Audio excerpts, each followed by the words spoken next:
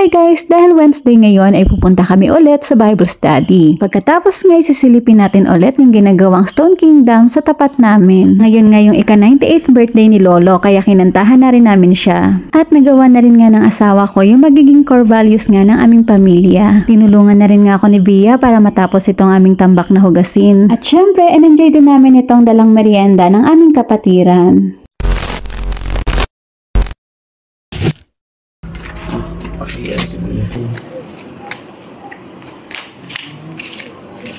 Maging makatarungan ka sa lahat ng bagay.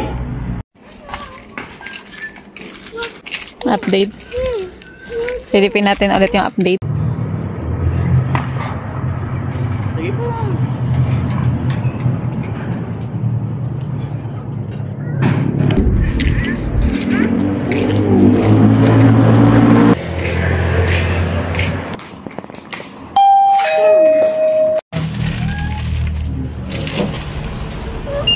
What's that?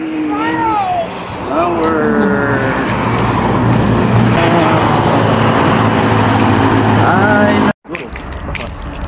Or souvenir shop. Tapos magbebenta ka ng ground. Salamat sa Diyos, nakauwi kami ng safe. Sa mga oras nga na ito, medyo kumakapal na unti-unti yung fog. Okay. Wow, wow. Okay. Wow, wow. Okay. Okay. Okay. Pagkatapos nga namin kumanta ni Bia, inatupag muna namin ito ang aming tambak na hugasin. Okay, what color is this? Blue. Blue. This one? Green. Green. How about this one? Gosh. This one? Green. Pink. And Okay. this. What's that? What color is this? Gray. Gray. Yay. This. This?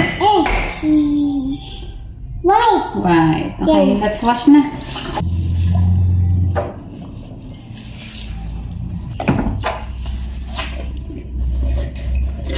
Hanggang ngayon nga ay nagagamit pa rin namin itong mini map dito sa lababo. Kung gusto nyo nga ng ganito, nilagay ko din yung link dyan sa comment section.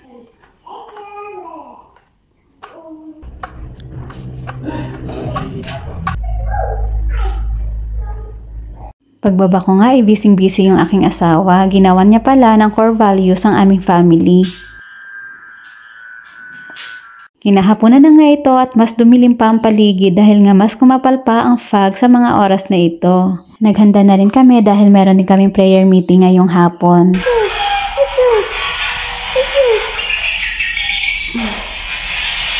Hello! Medyo maaga pa naman kaya nagdagdag pa ako ng konti dito sa aking nasimula na crochet kahapon. Natapos na rin pala ang aming prayer meeting kaya it's time to enjoy God's blessing kasama ang aming ilang kapatiran. Ayan lang for this video. Sa Diyos ang pinakamataas na papuri. Thank you for watching!